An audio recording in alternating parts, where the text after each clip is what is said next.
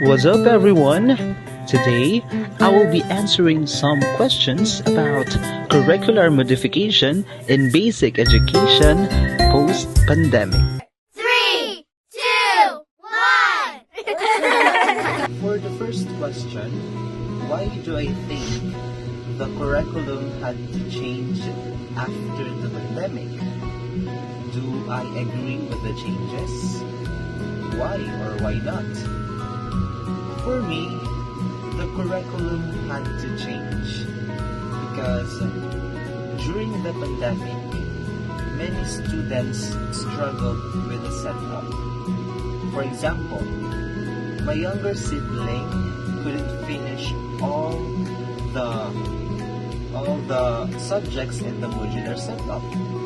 So definitely I agree with the changes that focus only on the most essential lessons.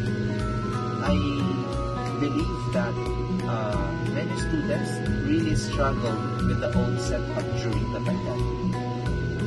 For the second question, what learning style worked best for me during the pandemic? Is it online, modular, or blended? How will I use that in my future classroom? For me, is it online or modular or blended? For me, it is modular learning. For me, modular learning worked best for me because I could answer lessons at my own pace while helping with chores at home. Especially me that I am the youngest in the sibling, so I really have to help those chores at home. In the future, I will prepare printed guides for the students like me who need flexible time to study. For the third question, if I were teaching in a place with weak internet and few gadgets, how would I help my students learn more using the new curriculum? For me, if internet is weak, I will use printed modules and schedule learning sessions at barangay halls, like what our teacher did during those typhoons that we encountered.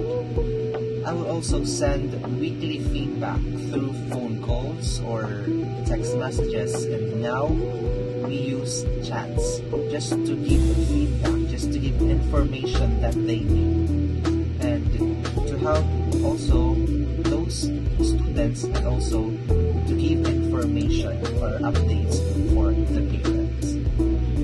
For the fourth question, how can I take care of my students' mental health and emotions as a future teacher? Give at least one specific way. For me, how can I help my students, or how can I take care of my students' mental health or emotions? I will take care of my students' mental health by giving or by checking them weekly or even daily. Just also doing short feelings check activities like drawing or journaling. I will check them, like what I said, weekly or daily. I remember how helpful it was when our teacher gave us time to talk about our struggles during online class. So we need to check our students, especially with their mental health problems. For the fifth question, what are the good and bad sides of using digital tools like Zoom or Google Classroom? How can I make sure all my students can access them? For me, the good and bad sides of using digital tools like Zoom or Google Classroom are helpful, really helpful for the discussions. But some of my classmates had no devices or load. For me to include everyone, I will print assignments and also use messaging apps like Messenger or group text just to give information, just to give updates.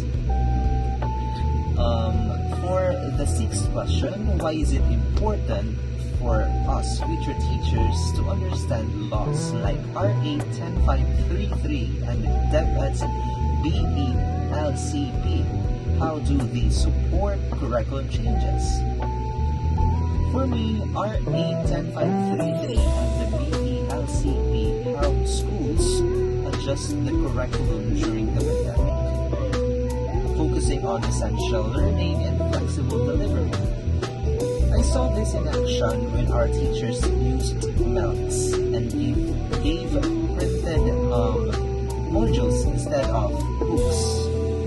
RA 10533 and the BELCP guide teachers in designing lessons that are responsive, updated, and relevant even during crisis.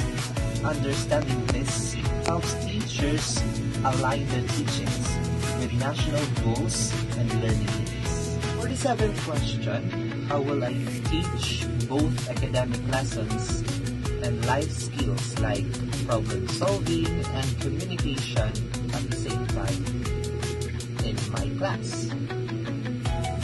For me, I will combine lessons with real-life scenarios or real-life activities like teaching math through budgeting tasks or group projects.